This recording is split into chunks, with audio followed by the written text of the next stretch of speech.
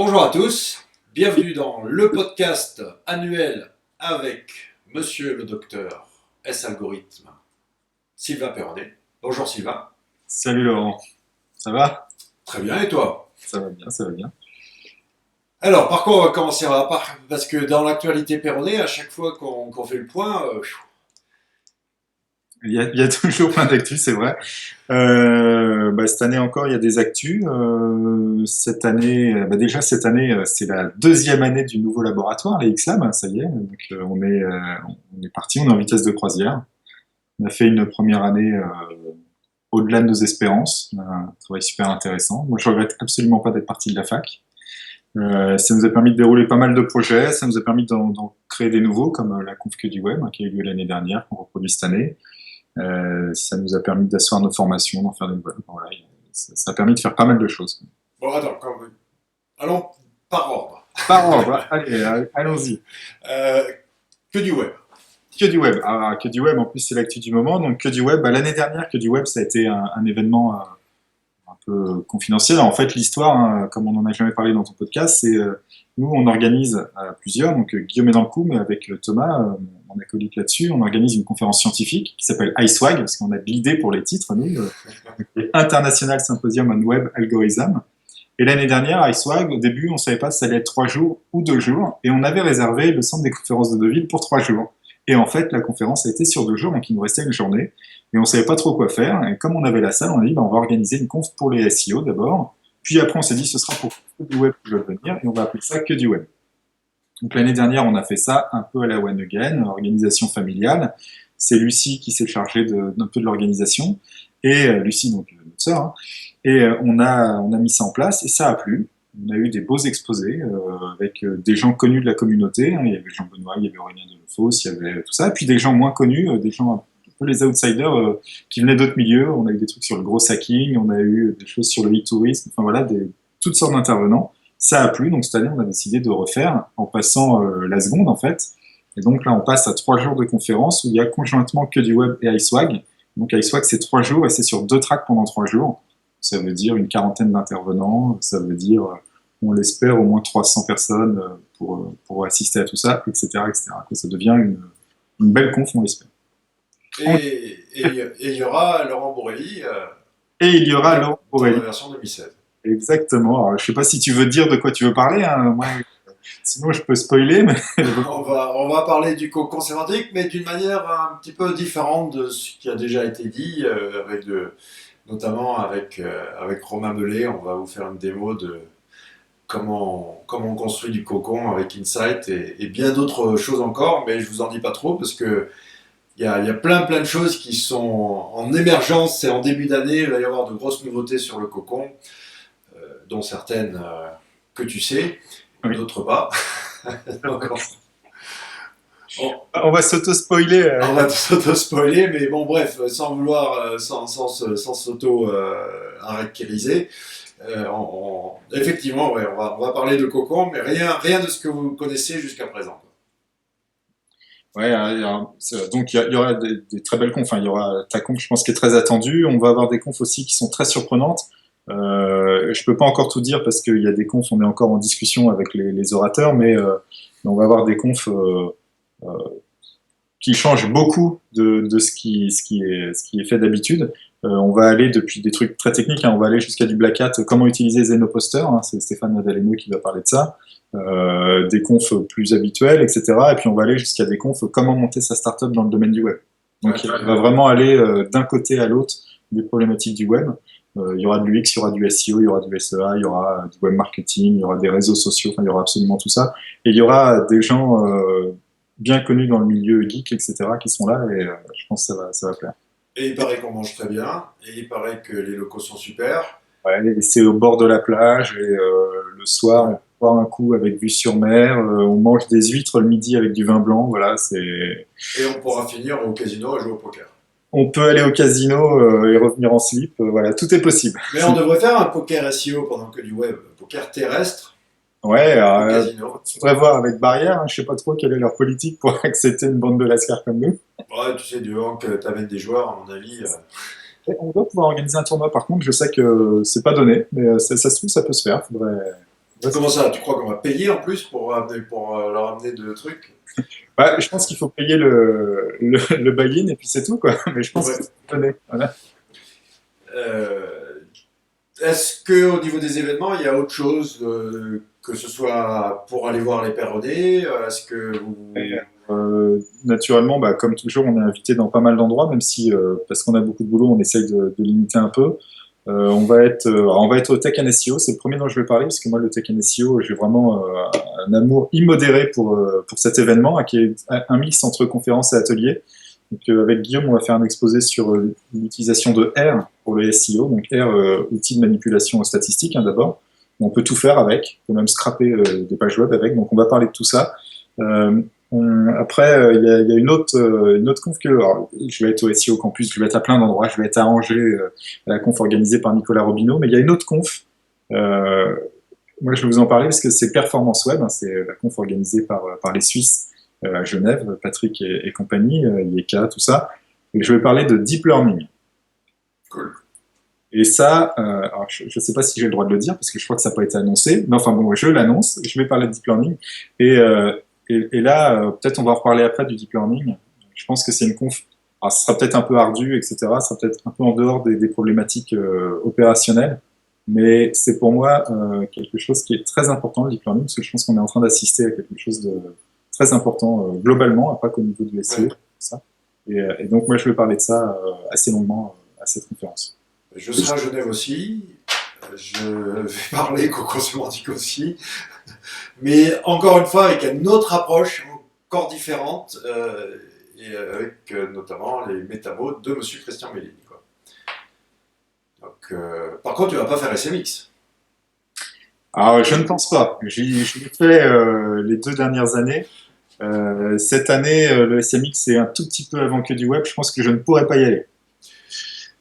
Voilà. Qu'est-ce que masterclass? Est-ce qu'il va y avoir un reboot des masterclass? Alors là, on a ce matin, c'est marrant, on t'en parle, hein, ce matin avec Guillaume, il m'engueule à chaque fois que je spoil des trucs, mais c'est pas grave.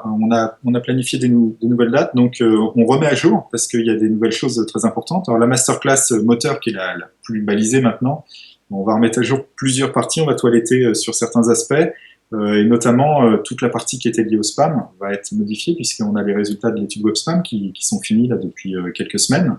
Et donc, on va les intégrer entièrement dans la masterclass. Donc, il va y avoir dans la partie web spam le reverse engineering du pingouin et la notion de filtre pour repérer la qualité des. D'accord. Ça, c'est une grosse nouveauté, hein. C'est une partie qui fait 1h30, 2 heures dans la masterclass. Donc, ça, c'est pour la modification de celle-là. La masterclass performance, il va y avoir des modifs. On n'a pas encore. Là. C'était un peu trop et un petit peu. Voilà, il faut qu'on redéfinisse certaines choses. Et la masterclass statistique web va changer de nom et un peu de contenu puisque ça va s'appeler Rudiment du machine learning pour le web marketer. Et donc ça va être plus orienté sur comment faire les choses et il y aura des démos, comment on utilise. Voilà, on a fait une première version à Rouen un petit peu en mode furtif, il y avait 4 personnes. Voilà, on utilise le C45 en direct, on montre aux gens comment on tape les lignes de commande, ce que ça donne, ce genre de choses. Après, Machine learning, tu as vu que la semaine dernière, alors j'ai hésité à vous mettre ensemble. J'ai dit, est-ce que j'ai un docteur S algorithme, en plus en recommandation machin, et un autre, un docteur S machine learning, est-ce que je les mets ensemble? Et puis j'ai dit, non, je vais les prendre un par un, ça va être quand même beaucoup plus facile pour moi, je vais paraître moins con. le risque après, c'est qu'on parle que tous les deux, quoi. Et puis que ça devienne n'importe quoi, parce qu'on parlera pas forcément de ce qui intéresse les gens. Mais bon. Voilà, voilà, vous allez vous emballer, et puis vous allez partir sur des stratosphères, tandis que quand vous m'avez justement en face, vous me mettez à mon humble niveau, et ça va mieux. Mais c'est vrai que j'étais content de tomber sur un scientifique qui parlait de manière humaine et compréhensible aux gens normaux comme moi, ce Il y qui en a, est quand même. toujours rare. Bon. Ouais, non, bah, moi j'attends impatiemment d'ailleurs de voir, parce que j'annonce, hein, j'ai pas, Laurent m'a pas du tout montré ce qu'il a fait en podcast avec lui, donc j'attends impatiemment de voir. Mais c'est publié, c'était lundi. Ah merde, Ah ouais, tu l'as loupé, quoi. je l'ai loupé. Ouais, tu as loupé le podcast. Ouais, Mais on parle de toi en plus, hein, donc. tu l'annonces plus sur Twitter, tout ça en fait. Si, si, mais t'as dû louper. Enfin, ou à moins que j'ai oublié de tweeter, mais. Faut que j'arrête de travailler. Mais Euh, non, non, c'était pas mal, c'était intéressant. Mais c'est vrai heureusement pour moi, il n'est pas allé trop loin et s'est un peu auto-censuré pour pas que ça devienne trop compliqué, quoi. Ben, on a fini avec ton actu ou il y en a d'autres? Ouais, sur les formations, on va en ouvrir d'autres après, formations à R et à Python, des formations aux outils. Voilà. Et puis, bien sûr, Xlab, parlons-en, quand même, parce qu'il n'y a pas assez de gens. Il faut inscrivez-vous Alors, les lives, alors, en plus, il y a des trésors. ouais, il reste plus que 4 lives, mais il y a toutes les vidéos en replay, hein, plus 3 lives spéciaux, dont un, je l'annonce, avec toi. Ah bon? Voilà. Surtout que j'en ai parlé la dernière fois, mais tu étais parti quand j'en ai parlé pour essayer de t'attirer.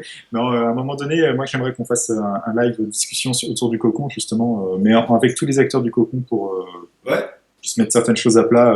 Voilà. ça serait génial, ouais. Mais bon, voilà, ça c'est pas ça. Mais il en reste 4, dont celui qu'on a fait très en retard sur le web spam, qui sera début janvier, première semaine de janvier. D'ailleurs, toi, tu as déjà les résultats de Ouais. l'enquête, puisque tu nous avais aidé au début, donc il faut qu'on le fasse. On va le faire très prochainement. En fait, on va enregistrer une première version à Noël pour ceux qui pourront pas assister à celle de début janvier, pour que tout le monde l'ait en même temps.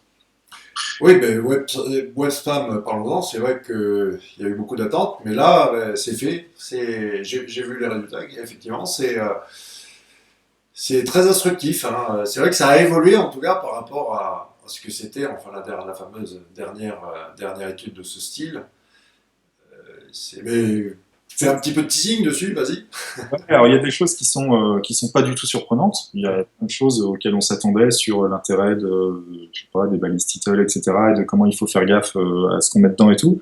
Par contre, il y a des choses plus étonnantes. C'est vrai que les SEO, par exemple, sont obnubilés par la triplette du bourrin. On en parle assez souvent, et en vérité, on se rend compte qu'il y a que les SEO qui s'intéressent à la triplette. Parce que, en fait, la plupart des sites web, ils s'en contrefoutent. Ouais, Voilà, on s'aperçoit qu'il y a très peu de gens qui font attention à ça. Autre chose qui est amusant, pareil, no follow, do follow. Nous, on fait toute une histoire, on fait un vrai sketch. Les gens, ils s'en foutent. ouais, Grave.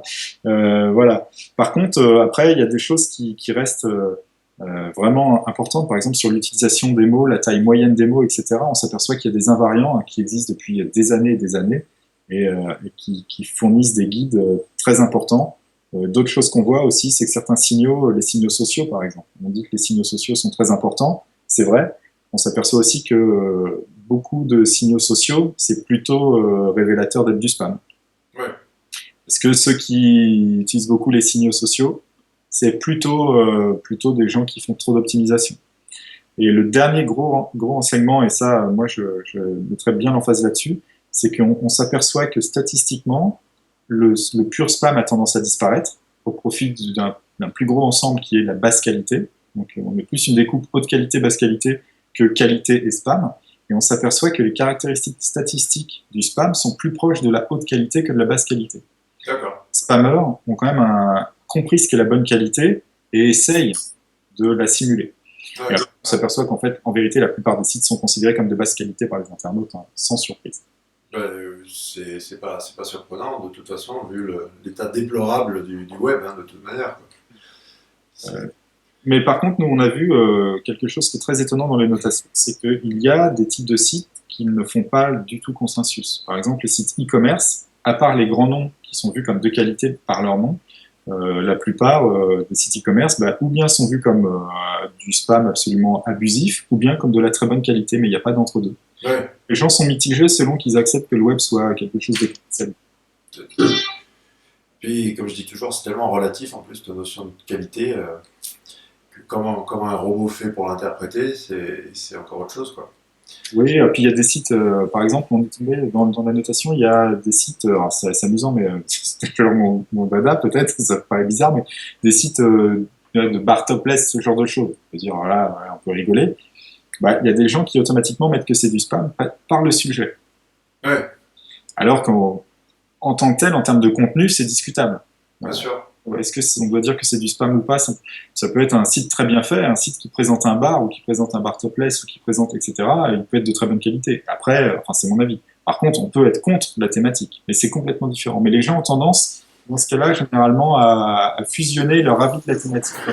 Ouais, c'est intéressant, ouais. Voilà. Ouais.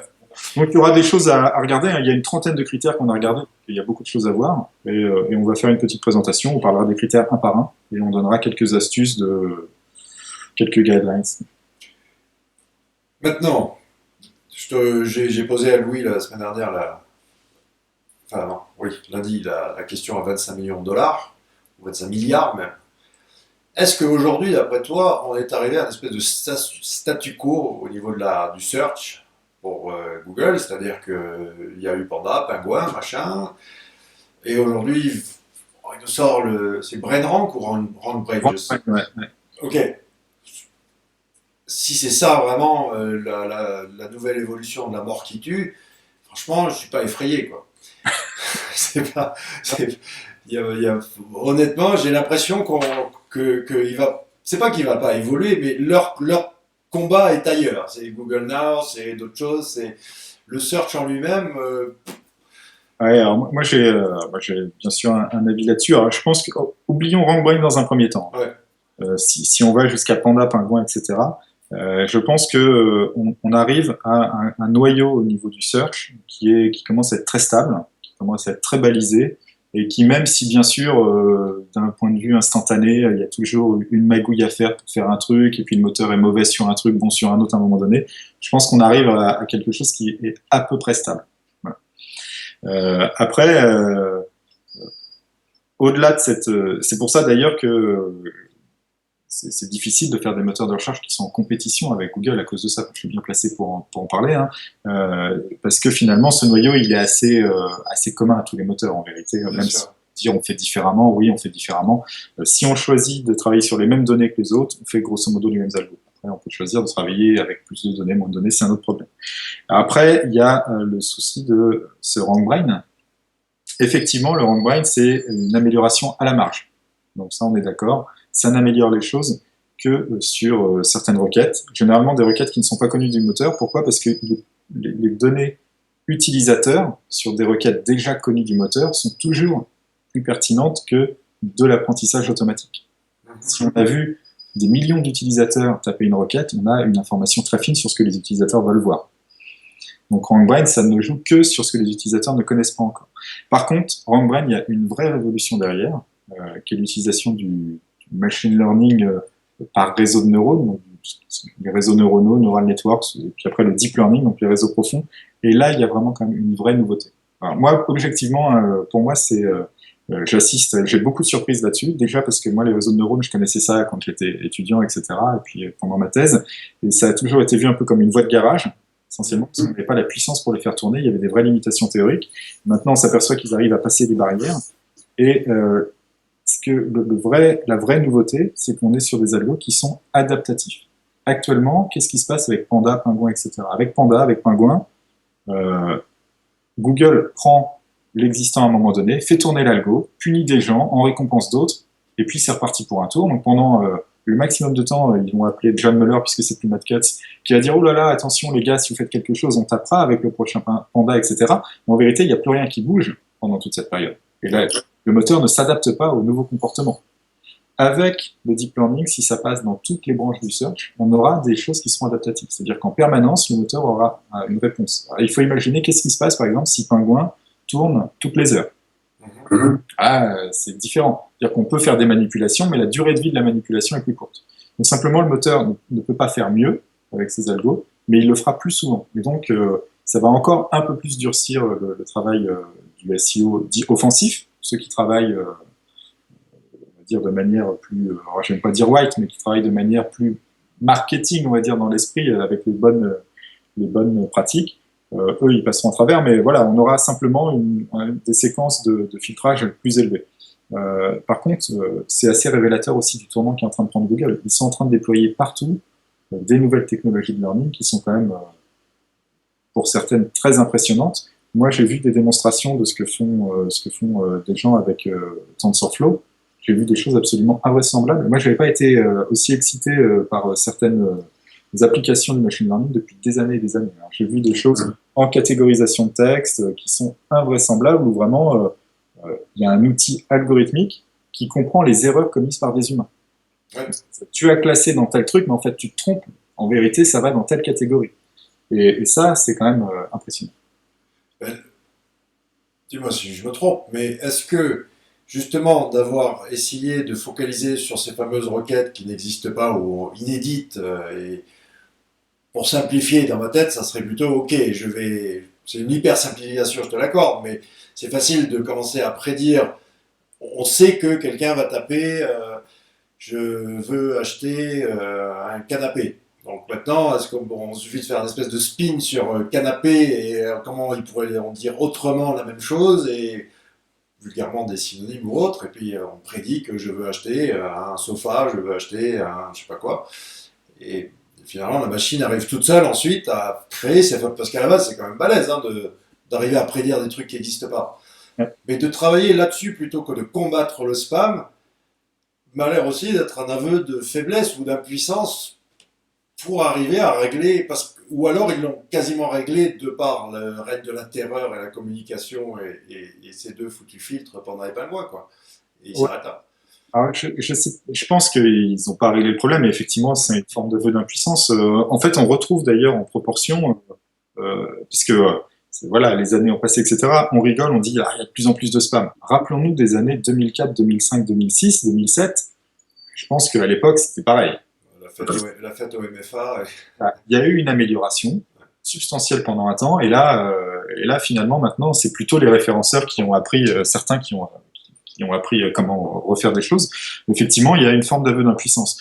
Après, ça dépend aussi quel est le futur voulu pour Google Party Search par les propriétaires, par les tenanciers, quoi.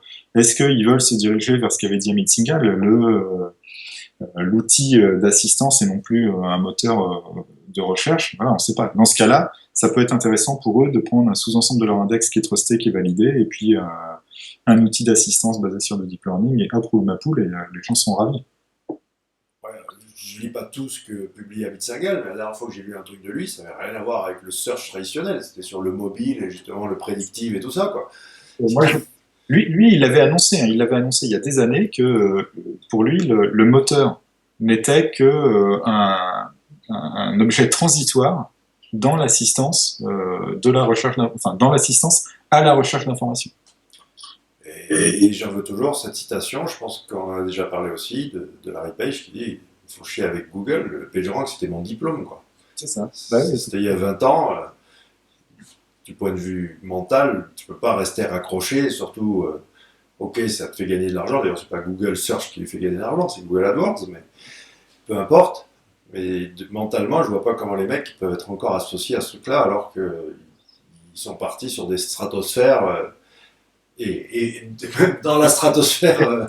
Oui, c'est ça. Oui, oui, bah, et d'ailleurs, en ce moment, en fait, il faut remarquer que Larry Page et Sergey Brin sont particulièrement discrets, hein. Oui, c'est vrai. L'un comme l'autre. On les voit plus du tout. Ils se sont mis plutôt à l'arrière-plan, et je crois pas qu'ils soient en train de siroter des mojitos au bord de la plage. Non, non. En tout cas, c'est clair que nous, on focalise à 99% sur quelque chose qui est finalement moribond, en tout cas en fin de. C'est Ouais, pas le futur pour eux, quoi. voilà, c'est qui est probablement pas leur futur. En tout cas, pour Brin et Page, à titre personnel, c'est évident. Et je pense que même le moteur a une stratégie plus large. Voilà, surtout qu'on oublie assez vite, mais il y a quand même des compétiteurs qui se positionnent maintenant. Donc, à terme, sur le search, ils vont décroître. Sur la pub, c'est plus compliqué, sur les revenus, etc. Mais en tout cas, sur le search, ils finiront par décroître, ne serait-ce qu'à cause du mouvement très large sur la vie privée, etc. Je sais pas où t'en es mais comme j'ai mon frère qui est là-dedans, la 3D et surtout maintenant la réalité virtuelle, et qui il a bossé avec Google et les voit encore souvent, ils sont à 250 000% là-dedans parce qu'il y a des opportunités commerciales. Bien sûr. N'oublions pas que l'AdWords, c'est bien beau, ça marche, mais quand même, il va falloir qu'ils prévoient le futur et comment on va insérer. Je l'avais annoncé il y a des années, mais les pubs vont arriver dans Google Now. On va pouvoir avoir du predictive advertising, je ne sais pas comment on va l'appeler. Eux, en tout cas, ils se dirigent très largement vers ça. Et c'est, à mon avis, c'est vraiment là-dessus qu'ils focalisent à 2000% pour pérenniser le modèle économique parce que AdWords, ça commence à dater, même s'il y a des nouveautés, même s'il y a plein de choses en évolution, c'est quand même la réalité virtuelle qui va être la prochaine grosse révolution du point de vue de la société, quoi. Ça, les voitures et le métro. Voilà, c'est le Google de dans 20 ans. C'est Voilà, ça. voilà.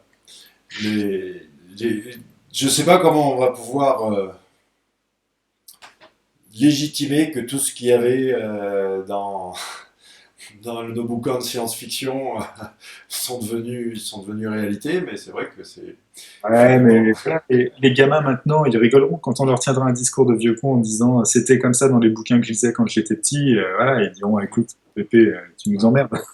Les deux réalités, je sais pas si tu l'as vu, mais je me suis tapé The Man in High Castle, la série. Alors moi, c'est inspiré du bouquin de Philippe Ah Cadic. ben carrément, oui. J'ai pas vu la série, mais Et effectivement, c'est bon, les deux réalités, machin, tout ça. Pour ceux qui connaissent pas, vous devez regarder cette série. C'est quand même un bouquin culte de Philippe Cadic. Et si les nazis avaient gagné la guerre? c'est ça. Mais, Le mais bouquin c'est pas que ça. est vraiment très très bien. Donc le deep learning, là, en fait, euh, les applications sont immenses partout. Partout, partout. Moi, j'ai écrit un article un peu de vulgarisation pour Olivier Andrieux, donc dans Abondance, ce mois-ci. Et j'ai mis 4-5 applications dans le truc. La première application, c'était, il faut voir ça, hein, c'est en 2012 ou 2013, sur la reconnaissance vocale pour Android. Ouais. La fois que Google a mis ça en application, mais Facebook s'en sert pour la reconnaissance de visage depuis assez longtemps. Donc Facebook a recruté Yann Lequin, qui est un Français, qui est un des inventeurs de la discipline. Google a Geoffrey Hinton, qui est un autre inventeur de la discipline. Ils sont trois, j'ai oublié le nom du troisième. Voilà, et chacun progresse comme il peut. Il y a des applications en images, il y a des applications en reconnaissance de la parole, il y a des applications en search, j'ai vu des applications dans la pub, il y a des applications littéralement partout. Partout. Et nous-mêmes ici, on travaille dessus pour faire des applications donc pour notre projet de start-up qui est un peu furtive là. Et c'est vrai que il y a un côté pas magique parce qu'on sait comment ça marche. En fait, il y a des vrais fondements mathématiques très clairs, hein. C'est d'optimisation de fonctions, etc. Mais les résultats sont impressionnants. Pourquoi? Parce que maintenant, on a une capacité de calcul qui permet de vraiment faire les choses. Et donc, on peut apprendre des modèles. Finalement, ce que ça fait, c'est que tout ça, ça apprend un modèle sous-jacent, une structure des données, comme tout le temps dans le learning, mais de manière un petit peu ça simule un petit peu, quand on dit, voilà, on parle de réseau de neurones, parce qu'on simule un peu le comportement du cerveau, c'est-à-dire qu'on va avoir quelque chose où on va fixer la structure d'apprentissage, mais les paramètres d'apprentissage et les paramètres internes de fonctionnement ne sont pas connus et les algos les apprennent eux-mêmes. C'est pour ça que c'est plus souple que quand on fixe un algo de base, nous-mêmes comme on sait faire dans le truc tout classique. Et donc on a des choses qui sont très efficaces et le deep learning, c'est ni plus ni moins que les anciens réseaux de neurones, mais au lieu d'avoir une couche de réseau de neurones ou deux couches, on va avoir des couches en veux-tu, en voilà. Et chacune des couches, au lieu de se focaliser sur le même type de données que la couche précédente, il va y avoir une vision à différents niveaux d'échelle des données. C'est pour ça que sur le traitement d'image, c'est très facile à comprendre. Il faut imaginer comment, quand on est un être humain, on regarde une image, on commence par regarder, on a un peu le regard flou, etc. Quand tu vois arriver une belle femme devant toi, tu regardes d'abord la silhouette, puis tu vas regarder après plus ou moins tel ou tel endroit de la personne, tu vas regarder son sourire, voir si elle te fait un sourire pour savoir s'il y a, voilà, etc. C'est un peu sexiste, hein, ce que je suis en train de dire, mais mesdames, c'est pareil quand vous regardez un homme arriver vers vous. Donc voilà, on a plusieurs niveaux de regard qui sont différents. Pourquoi est-ce que l'algorithme, si on a un algorithme de reconnaissance, devrait regarder chaque centimètre carré de la peau dès le début? Absolument pas. L'algorithme, il peut aussi procéder par couche. Et les réseaux de neurones profonds ont cette approche par couche, c'est multi-layer comme on dit. Et donc voilà, on va avoir plusieurs niveaux d'études et puis plusieurs couches qui vont travailler les unes derrière les autres. Et ça donne de très très très bons résultats pour l'instant.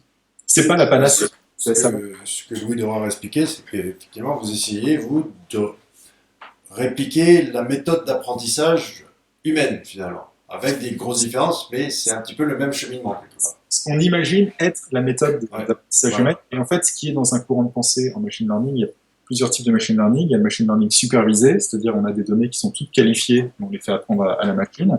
Il y a le non supervisé, on donne des données à la machine, on attend qu'elle apprenne toute seule. Il faut que ces données soient classées.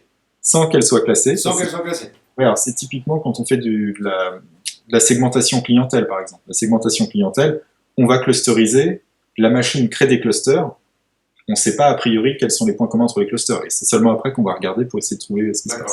Puis après, il y a l'apprentissage par renforcement, donc qui est plus, finalement, le réseau de neurones, c'est plus ça. C'est, la machine prend une décision, Et là, on prend une grosse matraque et on lui tape dessus si elle se trompe, et sinon on la caresse quand elle a raison.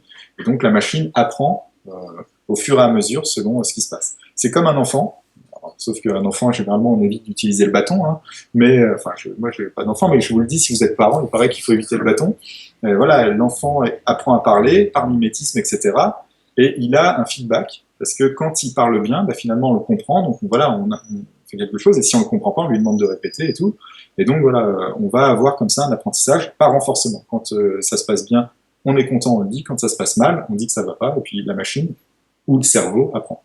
Et donc, on essaye de simuler ce genre de phénomène. Et par rapport au search, j'évoquais ma quête de la page parfaite avec Ludra, et c'est avec toi aussi maintenant que je l'aborde, parce que mon idée, c'est d'essayer d'utiliser ce système de machine learning pour voir comment je peux faire une page qui s'auto-adapte à l'environnement. Donc, est-ce qu'il y a des publicités sur la requête? C'est un certain type de signal? Est-ce qu'il y a que des commerçants? Est-ce qu'il y a du Wikipédia, machin? Et moi, comment je peux essayer de faire une page qui va répondre à ce qui manque finalement, quoi? Qu'est-ce qu'il n'y a pas sur cette résultat de recherche et que je qu'est-ce qu'il n'y a pas sur ce résultat de recherche et qui pourrait y avoir sur ma page et qui pourrait combler donc le manque de Google? Mais là où je bloque maintenant, alors, en dehors de la formulation des questions, des bonnes questions, pour y apporter ensuite des réponses, c'est quand je regarde ce qu'on a, les fabuleuses API, les BigML et compagnie, c'est bien beau, mais si tu as un besoin qui sort un petit peu du cadre de l'API, ben là, tu es bloqué, quoi. Il faut repartir dans le code, etc. Et alors, en plus, tu as un vrai problème parce que tu vois, c'est d'ailleurs assez intéressant parce que tu as posé plusieurs questions. Tu as dit est-ce qu'il faut des pubs, est-ce qu'il faut ci, est-ce qu'il faut ça. Et il y a un premier truc, c'est qu'il existe une API pour chacune des choses. Placer les meilleures pubs, on le fait plus ou moins bien, mais Google le fait, Criteo le fait, etc. Voilà, il y a une fonction. Après, la question, c'est est-ce qu'en maximisant chacun des points, on va obtenir la page parfaite? Sans doute pas. Ouais. En fait, c'est un tout, et c'est très très compliqué. Est-ce qu'il vaut mieux, en fait, Et plus puis, prendre des prédictives API qui sont un peu mono, enfin, je sais pas comment vous dites, mono-truc, quoi, mono-tâche, qui font une chose et puis un petit peu les mettre en chaîne, d'abord tu passes dans celle-là, etc. Ou essayer de trouver la grosse truc qui fait tout le calcul de tout, quoi. bah, tu n'as aucune garantie enfin probablement aucune garantie qu'en faisant les choses séparément avec toutes les API, Ouais. enfin, ça aboutit à quelque chose de. En fait, il y a peut-être pas d'équilibre. C'est là on ressent une notion qui est plus celle de la théorie des jeux, c'est est-ce qu'il existe un équilibre en utilisant chacune des choses séparément à part. Bon, en fait, en tout cas, à la limite, peu importe si ça fonctionne ou pas, c'est plus pour moi, pour me permettre d'apprendre comment ça fonctionne le machine learning et tous ces trucs-là. Oui, oui, bah, et alors là, de toute façon, avant de commencer à faire ça, il faut utiliser toutes les API existantes. Il y a des trucs fantastiques. Ben, j'ai vu ça justement, c'est dingue tout ce qui est à disposition aujourd'hui. Enfin, et je sais pas depuis quand, mais c'est relativement récent. Enfin, le pouvoir de la connaissance qui est à disposition de benets comme moi est absolument démentiel, quoi. Alors moi, c'est un truc, par exemple, là, nous, on fait de plus en plus l'utilisation de cet outil qui s'appelle R, qui est un outil créé à l'origine par des gens des statistiques. Ne Mais pas confondre avec Adobe R. oui, non, c'est R, la lettre R, en majuscule. Et dedans, les gens intègrent de plus en plus d'outils de machine learning, etc. Et n'importe qui peut s'en servir. Voilà, il y a une interface graphique, on tape les commandes, c'est hyper documenté, c'est hyper simple, la syntaxe est ultra permissive, donc on peut écrire les choses un peu n'importe comment. La plupart du temps, ça passe. Et n'importe qui peut s'en servir pour faire des choses. Nous, on va faire un live, par exemple, sur la segmentation clientèle avec ça. Effectivement, n'importe qui peut le faire. Une fois qu'on a vu le tuto et on voit qu'il y a 10 lignes à connaître, et ça marche. Alors, je sais pas pourquoi tout le monde utilise Python. Peu importe à la limite, mais ce qu'il y a de bien avec Python, c'est même si tu n'es pas développeur ou si tu connais un peu le code, c'est quand même lisible. C'est un langage qui est facile à lire, même si tu peux pas coder, tu peux comprendre quand même ce qu'il fait, quoi. R, on peut faire grosso modo la même chose. Python, c'est un langage de programmation, donc c'est plus souple. D'ailleurs, c'est mieux, mais il faut connaître un peu la programmation. R, c'est la même chose, en un tout petit peu peut-être moins efficace, mais pour celui qui ne connaît pas la programmation. Ah, mais c'est marrant, pourquoi Python partout alors? Parce que la plupart des gens sont assez familiers de la programmation. D'accord. Je pense, hein. Ouais. En fait, en vérité, par exemple, le webmaster standard, un peu technique, il connaît PHP. S'il connaît PHP, il peut faire du Python, il n'y a pas de problème. Maintenant, la personne qui vient du marketing, qui n'a jamais fait de dev, etc., qui ne connaît pas PHP, mais qui sait faire 3 CSS et compagnie, c'est plus facile de prendre R. Ouais, mais par exemple, Sur le tracé. moi qui suis en train d'apprendre de bûcher la Ruby on Rails, alors pas Ruby, hein, Ruby on Rails, le framework, quoi, c'est, je trouve que c'est encore plus simple. Oui, mais si tu es capable de faire du ROR, hein, comme on dit, faire du Python sans aucun problème. En tout cas, chapeau, parce que ça fait plaisir de voir que maintenant, aujourd'hui, ben, tout est. La science, comment ça s'appelle? C'est pas sorcier, c'est ça, l'émission sur la 3 là. C'est un petit peu ça, quoi, tu vois, mais à des niveaux un peu plus élevés où on peut commencer à se prendre pour des génies, alors que pas du tout. C'est la connaissance de haut niveau qui est arrivée à bas niveau, quoi. Il fallait bien que ça arrive, hein. Sérieusement, l'analogie, c'est un peu, elle est vraiment un peu nulle, je suis désolé, mais la plomberie, c'est une application de la thermodynamique. Oui, Ah bon, à un moment donné, c'était compliqué, et ça devient simple, et puis après, tout le monde, enfin, c'est pas compliqué. c'est vrai il est pas sexy ton exemple. Il est vraiment nul. Il est pas très fait. C'est qu'à un moment donné, voilà, la technique, en fait, finit par arriver et être utilisable par tout le monde. C'est normal. On le voit arriver pour la première fois avec les choses de l'informatique maintenant. Ouais. Parce qu'il ne faut pas oublier, l'informatique, c'est une science jeune, hein. Moi, la première fois que j'ai vu un ordinateur, c'est mon père qui avait un Apple II, même un Sinclair avant, mais c'était exceptionnel. Et c'était il y a 30 ans, 35, 32, 33 ans. Donc on est sur une science vraiment très très jeune. Mais la machine, n'oublions pas quand même, ne fait que dire oui et non, quoi. Elle ne fait que dire oui et non. D'ailleurs, je pense à ça en parlant un peu de cette histoire de machine. Je suis en train de lire le livre de Walter Isaacson, Les innovateurs. D'accord. Ce livre, il est fantastique. Objectivement, il faut absolument le lire. C'est celui qui avait fait la biographie de Steve Jobs, pour ceux qui ne le connaissent pas. Euh, c'est un livre, moi j'ai appris, chaque page, j'apprends quelque chose. Alors, c'est pas quelque chose de technique, hein, mais c'est sur l'histoire de la discipline, de ce qu'est l'informatique, etc. Il y a des trucs absolument incroyables, notamment, par exemple, j'ai découvert que pas Steve Jobs, mais Bill Gates avait écrit un article scientifique très jeune avec un des plus grands algorithmiciens au monde, qui s'appelle Christos Papadimitriou. Et voilà, il a commencé sa carrière, en fait, par écrire un article scientifique. Et ces livres sont fabuleux. Il y a The Search par John Batatle qui est plus sur l'histoire des moteurs de recherche. Mais c'est ça, mais c'est les hommes. Ce que je dis toujours, c'est si vous connaissez Google, regardez un peu qui fait quoi, étudiez les gars qui sont en charge des divisions ou des projets, etc. De comprendre qui est l'humain derrière tout ça vous apprend beaucoup plus que même décortiquer les formules mathématiques, quoi. Et il y a un truc qui est super amusant, c'est de voir que c'est toujours des équipes de profils différents qui ont réussi finalement à faire les choses. Et alors l'exemple typique, c'est la création de l'ordinateur vraiment moderne tel que nous on l'entend, micro-ordinateur avec une souris et tout. Si tu t'aperçois que chez Xerox, ils avaient déjà tout pour le faire, en fait, ils ont foiré lamentablement à chaque fois qu'ils ont essayé de sortir un truc.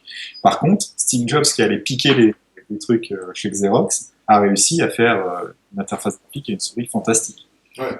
Donc, parce qu'il était avec un certain caractère, puis il était assisté de Wozniak qui avait aussi des compétences et un caractère particulier. Et c'est en fait les deux ensemble qu'on réussit à faire, pas l'un ou l'autre. D'accord. C'est très intéressant.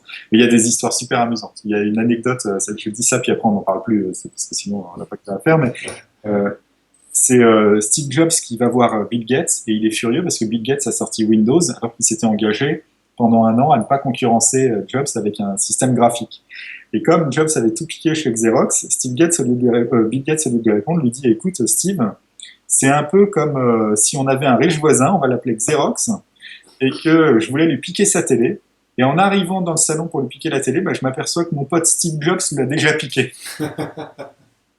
Et il paraît que Steve Jobs a fermé sa gueule, a rien dit, mais après il m'en a voulu toute sa vie. Je me dis, mais de toute manière, de mélanger comme ça des talents un peu hétéroclites fait toujours des bonnes formules. Le gros problème, c'est de pouvoir chapeauter tout ça. Et Ouais. il faut un Steve Jobs qui a la capacité de réguler, et puis surtout avoir la vision du. C'est compliqué d'avoir la vision du projet fini comme ça, qui est un assemblage de milliers ou de millions de pièces et de composants et de gens et de théories et de trucs. Ouais, et puis de tenir sa vision pendant des années, hein, parce qu'il Ouais. y a eu de la suite dans les idées. Bon, en tout cas, le search, le SEO, c'est pas fini, mais en tout cas, c'est stabilisé, statu quo, on sait où on va. Mm. Si on devait explorer de nouvelles, alors tout le mobile, moi je regardais mes stats, tu sais, alors, ok, mon site est tout pourri sur le mobile, quoique non, mon blog, il a un plugin, donc ça devrait être lisible, mais je regarde mes stats, moi j'ai 2% de visites ou 3% de visites mobiles, Mm. donc c'est pas pour tout le monde. Est-ce qu'il y a une révolution sur le mobile? Moi je dirais que c'est plutôt une contrainte, marketing en tout cas, on peut pas vendre pareil, machin, tout ça. Du point de vue technique, pour toi, je ne sais pas si ça pose des problèmes plus que ça, c'est pas trop l'enjeu. Non, c'est un problème du X, Ouais. principalement. Dans le predictive search, on en a parlé un petit peu, oui, là, c'est quand même, à mon avis, c'est vraiment l'avenir. Il y a tout ce qui, mais c'est hors du search desktop. On en a déjà parlé aussi. Là, c'est illimité le potentiel. Dans le search, alors ça va faire plaisir à Léandric, j'en parle, hein, bien sûr, mais il y a bien sûr un champ nouveau qui est de faire du search en respectant la vie privée. Mais c'est complètement différent. C'est-à-dire que le service fourni reste le même. Ce qu'on change, c'est plutôt la manière de le faire. Et oui, on l'a pas cité, Eric, c'est Quant quand même.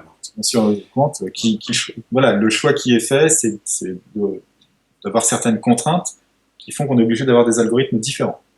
Mais le service à l'utilisateur reste le même. Donc c'est pas une nouveauté. Ouais. Et tu sais là où tout le monde se trompe sur Quant, Non, mais je vais le savoir. c'est qu'en fait, Quant, ok, tout le monde me dit oui, mais Quant, le moteur, ça fait pas, je ne vois pas, assez de visiteurs venant de Quant. Alors je dis mais attendez, ça viendra, il faut quand même laissons le temps au temps. Mais c'est le plus grand exploit de Quant, c'est simplement d'avoir existé, c'est-à-dire de faire un moteur. T'es pas un Google killer, t'es pas tout ça, mais ne serait-ce que d'exister en tant que moteur de recherche te permet de faire partie du contre-pouvoir. Et du coup, tu as plein d'opportunités qui arrivent, plein de choses que tu n'avais même pas imaginées en démarrant ce projet qui te tombent sur les bras. Et tu sais, à la limite, des fois même, tu sais même pas quoi en faire. Mais c'est ça, en fait, c'est ce n'est pas le moteur de recherche en lui-même et le succès du moteur de recherche en lui-même qui crée toutes ces opportunités autour de ce qui se passe avec Quant, quoi. Même Quant Junior, même tout le reste. Ouais, et il faut pas. De toute façon, ceci étant, bien sûr, tout le monde rêve de. Ça devient Google, mais déjà, c'est pas l'objectif avoué. Hein. Eric l'a plusieurs fois dit en conférence. Hein, son objectif, c'est d'avoir des parts de marché raisonnables pour exister. Et, euh, et même, c'est déjà maintenant quand même un gros volume de visiteurs en fait. Et moi, je suis pas inquiet par exemple sur le fait que Quant puisse perdurer et même être rentable. Ah, mais là, c'est fait, il y a que les SEO qui sont encore perplexes. Hein. Mais sinon, c'est la bataille est gagnée, quoi. Les SEO, ils sont dans une optique qui est très standard, qui est de dire est-ce que, imaginons, je vais dire un chiffre au hasard, bien sûr, c'est totalement non contractuel ce que je suis en train de dire. Imaginons que Quant est 17% du marché, comme ça, les gens sont raisonnablement sûrs que ce que je dis, c'est pas vrai. Est-ce que on joue pour quelqu'un qui a des parts de marché qui sont pas négligeables totalement, mais qui sont, voilà, en termes si on veut regarder le ROI, il faut beaucoup travailler pour ajouter des choses pour un nouveau moteur. Est-ce que ça vaut le coup? Si on est un SEO tout seul avec des sites avec quelques milliers de visiteurs, quelques dizaines de milliers de visiteurs par jour, ça vaut pas le coup, bien sûr. Parce que on travaille pour Google dans ce cas-là. Si on est un site qui a 10 millions de visiteurs par jour, les personnes venues de Quant ne sont pas négligeables, surtout dans certaines catégories de population. Donc ça dépend vraiment en fait du profil. Et c'est vrai que ceux qu'on entend beaucoup parler, c'est bien sûr des SEO qui ne sont pas forcément chez les gros, quoi. Et même ceux qui sont chez les gros, dans certains domaines, ne voient rien.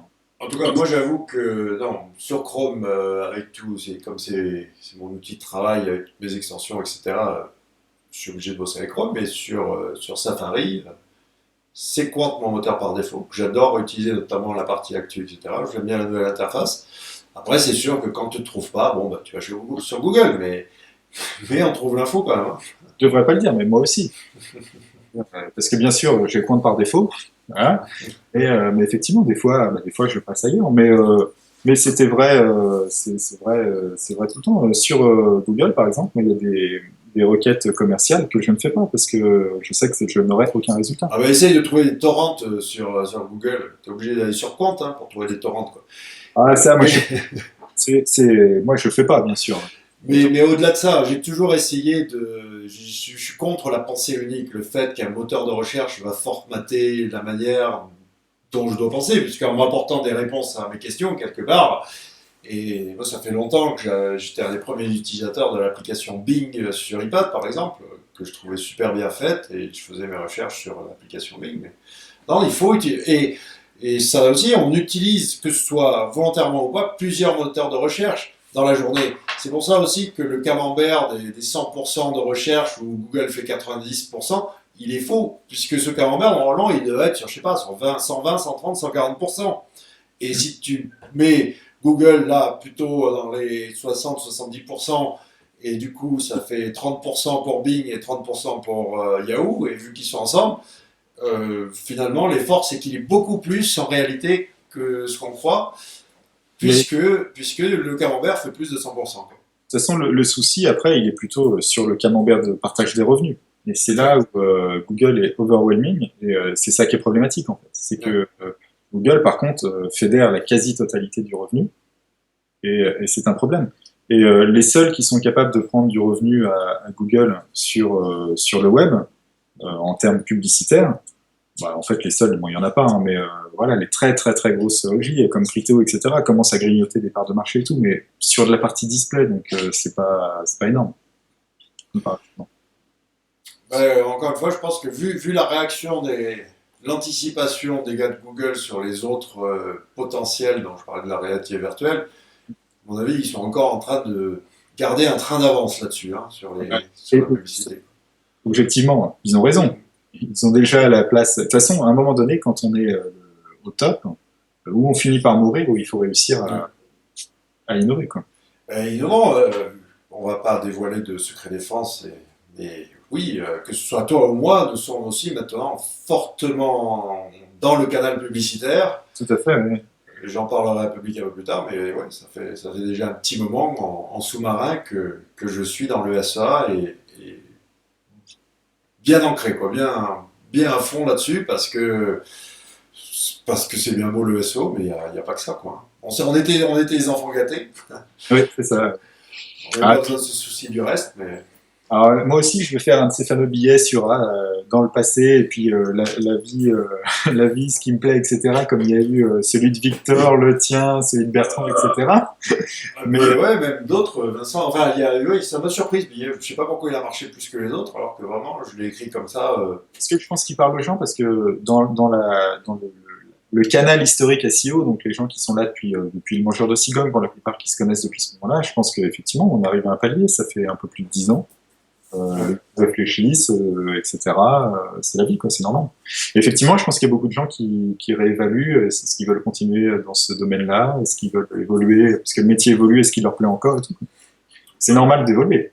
C'est normal d'évoluer, et sinon, il faut abandonner. De toute manière, c'est la dure loi du biz. On est dans un domaine lié à la technologie et à l'innovation. On parle de gens qui sont dans un domaine lié à la technologie et à l'innovation depuis plus de 10 ans. Quelque part, alors que souvent les gens changent facilement de boulot au bout de 4-5 ans, voilà, il y a un truc. Mais n'oublions pas que la pub, c'est du search aussi, ça fait partie du domaine du search. Que tu arrives sur un résultat publicitaire ou organique, à la base, il y a une démarche de recherche, et peu importe au final comment tu sers le résultat, et au contraire, vu le potentiel, et vu les machines, enfin, quand on est tellement dans un fauteuil dans le SEA avec des prévisionnels, avec du ROI qui est calibré, machin, tout ça, alors que dans le SEO, vas-y, fais du concours sémantique, investis sur du contenu, achète des backlinks, c'est tellement. C'est compliqué, il faut que les gars ils aient la foi pour suivre là-dedans. Quoi. Ouais, non, c'est sûr. Ouais. Mais bon, mais c'est amusant de voir que ça progresse et effectivement que les gens aussi évoluent, que tout évolue en fait. C'est ça qui fait l'intérêt de la chose. Alors, si, j'ai oublié de te parler quand même, j'ai une grosse frustration, c'est que, et ça va être mon challenge 2016, c'est d'avoir le frère en podcast. Ah.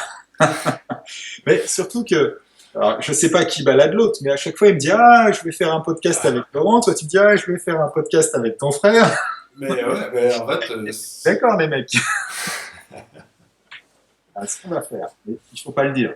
Alors, ça reste entre nous, hein, bien sûr, et le web, bien sûr, mais c'est quand il viendra au bureau, la prochaine fois, voilà, on le chope, on l'assoit ici, donc ça se passera ici, comme ça c'est tranquille. Parce que, bien sûr, si tu essayes de l'avoir dans son bureau parisien ou chez lui, c'est plus compliqué et tout, tu vois. Donc, voilà, on va faire un truc comme ça. Il y a combien de places? On peut mettre combien de personnes dans ton bureau? Dans mon bureau, je sais pas, il fait 97 mètres carrés. Alors, parce que j'ai un projet, enfin un projet, encore un truc, tu vois, c'est un délire de mec bourré, quoi. De faire SEO story, c'est-à-dire on met des caméras, et puis on s'enferme une semaine, et au bout d'une semaine, il faut avoir sorti le projet, il faut avoir un truc actionnable, Ouais, et t'es filmé 24 sur 24. tu sais bien qu'on n'arrivera jamais à une semaine, c'est pas possible. Ben ouais, mais au moins on aura rigolé. Et, ouais, par contre, ici, je voulais faire à un moment donné, dans le cadre des lives, une vraie émission de télé SEO, avec plusieurs caméras et tout, quoi. Le truc, tu vois, le touche pas à mon poste du SEO, quoi. Ouais. Sans Cyril Hanouna, parce qu'on n'a pas les moyens, quoi. Mais un truc dans le genre. Bah, voilà, c'est comme tous les projets, hein, on en parlait. Après, mais par contre, blague à part, Guillaume en podcast, oui, il m'en a parlé la dernière fois. Je pense que ça, il faut le relancer. Et puis toi aussi, vous êtes tous les deux un peu insaisissables.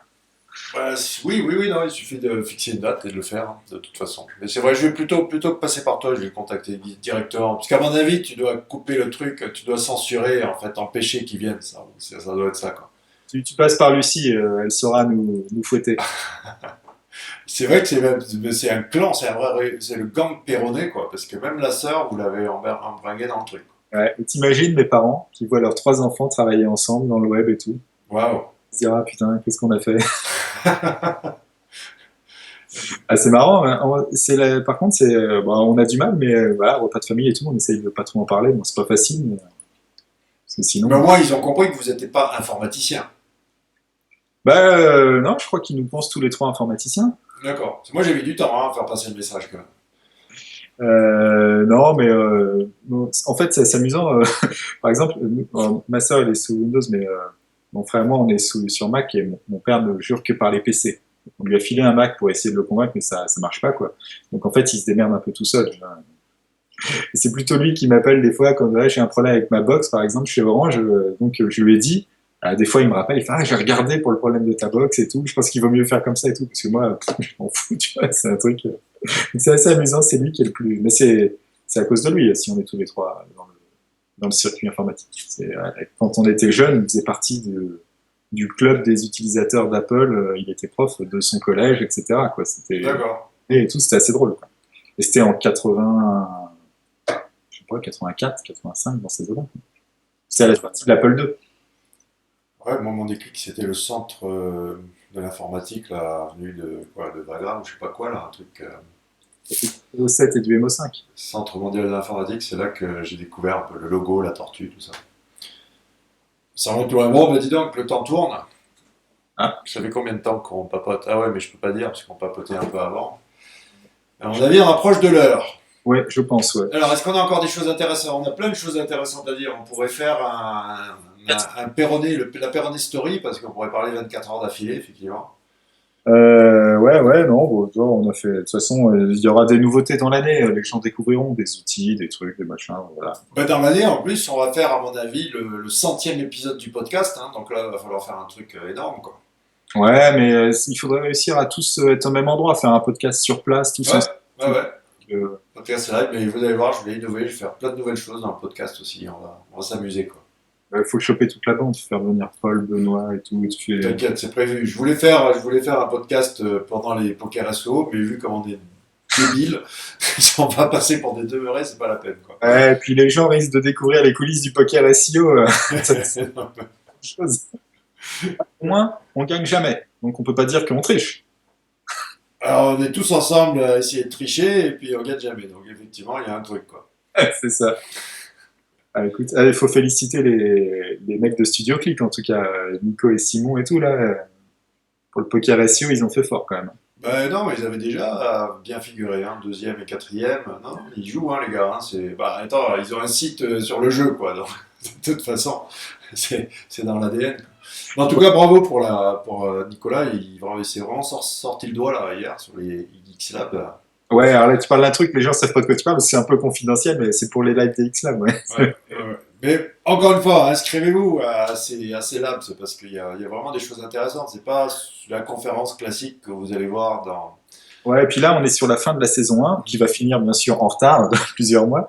Mais donc, vous pouvez vous inscrire en retard, et comme vous n'avez pas eu de début de l'année, bien sûr, en me contactant, les conditions tarifaires ne sont pas les mêmes. Donc, c'est peut-être le moment d'en profiter. Ouais, ouais, bah, il y a les labs sont. La conférence est à peine terminée, et vu que tu as une connexion à 250 000 milliards de. 900 mégas en ce moment. Voilà, c'est uploadé 5 minutes après la fin de la conf, c'est déjà en ligne, prêt à télécharger, quoi. Voilà, et il y aura une saison 2 et en fait, on ne sait pas encore. Voilà, hier, j'étais un peu. Ouais, tu as compris peut-être en m'écoutant au début que voilà, je me pose pas mal de questions parce que c'est pas facile à organiser en fait les lives. Et donc je sais pas encore quelle forme ça va prendre pour la saison 2. Il y aura une saison 2, mais je pense qu'il n'y en aura pas autant. Il n'y aura pas un live par mois, Ouais. chose qu'on n'a jamais réussi à tenir au final. Ouais, ça fait. Le live, c'est compliqué. Les gens ne comprennent pas que le live est beaucoup plus compliqué que même si là, par exemple, je vais pas faire d'édit, je vais pas faire de coupure, tout ça, c'est une toute autre organisation, c'est une toute autre promo, c'est beaucoup plus compliqué le live, quoi. Il faut que tout le monde soit dispo pour être là. Enfin, ouais, c'est pas facile. Et Raphaël a remarqué aussi au VLC que cette année, il y avait beaucoup plus de gens qui attendaient simplement les rediffs, quoi. Ouais, tout à fait. Ouais. Donc tu te dis, bon, pourquoi se faire chier à faire du live alors que les gens se Ouais, contentent des les rediffs, quoi. questions sont importantes. On voit bien à Ouais. chacun live, il y a toujours, il n'y a pas que des bonnes questions, mais il y a toujours des questions qui permettent d'avoir un peu plus d'informations, quoi. Et le but, c'est quand même de pousser l'orateur dans ses retranchements pour qu'il nous file des infos, quoi. S'il est là, il nous dit rien. Alors nous, c'est marrant parce que d'ailleurs, comme les lives, il n'y a aucune limite de temps. Donc on voit des fois des trucs, je crois que le plus long, c'est Guillaume qui l'a fait. Il doit bien durer 2 ou 3 heures son live. C'est invraisemblable. Il a expliqué toute la méthode pour calculer les trucs des Des corpus. corpus, ouais. Ouais, et c'était le deuxième. Moi, je me disais, si on commence comme ça dès le deuxième, mais qu'est-ce qui va arriver dans 3 mois? On va y passer. Oui, mais tu sais, des fois, il y a le truc magique, et ce live en particulier était un peu magique, puisqu'il a fait émerger plein de choses Ouais. qui en découlent de. Ah, Oui, c'est chiant de parler de trucs dont on peut pas parler, mais qu'on avec sait. effectivement, oui, ça a initié énormément de Ouais, choses. ouais, de pouvoir se construire des corpus. Encore une fois, vous avez mis à disposition de tout le monde de la vraie science, de haut niveau, et tout le monde peut se fabriquer le corpus, quoi. Prennent les choses en main. Moi, ça me fait très plaisir. Ok, monsieur Sylvain, Bon, on va s'arrêter là, oui. on va s'arrêter là. Je te souhaite de bonnes fêtes Bah oui, bah toi aussi, de même. Et puis, écoute, au plaisir. et à l'année prochaine. Ça roule. Salut Laurent.